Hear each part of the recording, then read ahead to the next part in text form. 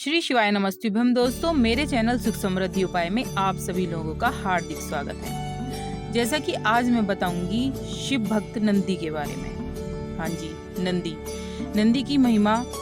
नंदी को भक्ति और शक्ति के प्रतीक माना जाता है। कहा जाता है कि जो भी भगवान भोले से मिलना चाहता है, नंदी पहले उसकी भक्ति की परीक्षा लेते हैं, उसके बाद ही शिव कृपा के मार्ग खुलते हैं।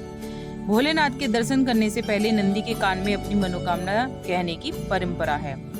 भगवान शिव के प्रति नंदी की भक्ति और समर्पण की वजह से ही दोनों का साथ इतना मजबूत माना जाता है। कलयुग में भी भगवान शिव के साथ नंदी की पूजा की जाती है। हर शिव मंदिर में नंदी के दर्शन पहले होते हैं और फिर भगवान शिव के दर्शन मिलते हैं। तो यही विशेषता है जो नंदी की हमें देखी जाती है। अब कैसे क्या बोलते हैं नंदी जी के कान में, कैसे मनोकामना मांगते हैं। शिव मंदिर में लोग शिवलिंग के दर्शन और पूजा करने के बाद वहां शिव जी के सामने विराजित भगवान नंदी की मूर्ति के दर्शन कर उनकी पूजा करते हैं। अंत में उनके कान में अपनी मनोकामना बोलते हैं। कहते हैं शिव जी अधिकतर समय तपस्या में लीन रहते हैं, उनकी तपस्या में विघ्न न पड़े, इसलिए नंदी जी हमेशा उनकी सेवा में तैनात रहते हैं। जो भी भक्त भगवान शिव के पास अपनी समस्या लेकर आता है, नंदी उन्हें वहीं रोक लेते हैं, किसी भारी विघ्न से उनकी तपस्या भंग न हो। इसलिए भक्तगण अपनी बात नंदी जी से कह देते हैं।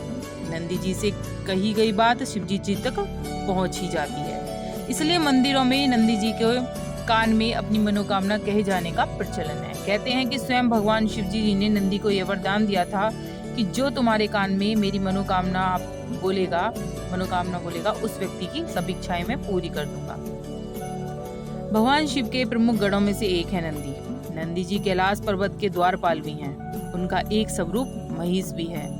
महिष को बैल भी कहते हैं। जब भी हम शिव मंदिर में जाते हैं तो शिवलिंग के सामने कुछ दूरी पर नंदी महाराज विराजमान रहते हैं।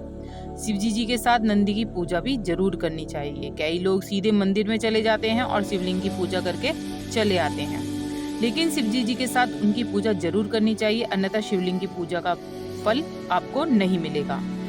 बैल की पूजा तथा कथा के विश्व के सभी धर्मों में मिल जाएगी। शिव जी ने ही नंदी को वरदान दिया था, जहाँ उनका निवास होगा वहाँ नंदी भी हमेशा विराजमान रहेंगे। इसलिए हर शिव मंदिर शंकर परिवार के साथ साथ नंदी भी विराजमान होते हैं। जब भी मंदिर जाएं तो शिवलिंग का जलाभिषेक करने के बाद नंदी की प्रतिमा के समक्ष दीपक जलाएं। उसके पश्चात आप नंदी महाराज की आरती कीजिए। आरती करने के पश्चात आप चुपचाप बिना किसी से बात किए अपनी मनोकामना नंदी के कान में बोल दीजिए। मनोकामना बोलने के बाद नंदी जी महाराज की से मनोकामना पूरी करने के लिए आग्रह करिए, तो वो सारी बातें भगवान शिव जी के पास अपने आप ही पहुंच जाती हैं। तो जब हम नंदी के कान में कहें तो क्या क्या हमें बातों का ध्यान रखना चाहिए। नंदी जी के कान में अपनी मनोकामना कहने से पहले उनका पूजन करना चाहिए। नंदी के बाएं कान में मनोकामना कहने का अधिक महत्व है। हालांकि किसी भी कान में कह सकते हैं, लेकिन बाएं कान में ज्यादा जल्दी सुनते हैं, ऐसी मान्यता है। नंदी के कान में मनोकामना बोलते वक्त इस बात का ध्यान रखें कि आपकी मनोकामना कोई दूसरा नहीं सुन रहा हो।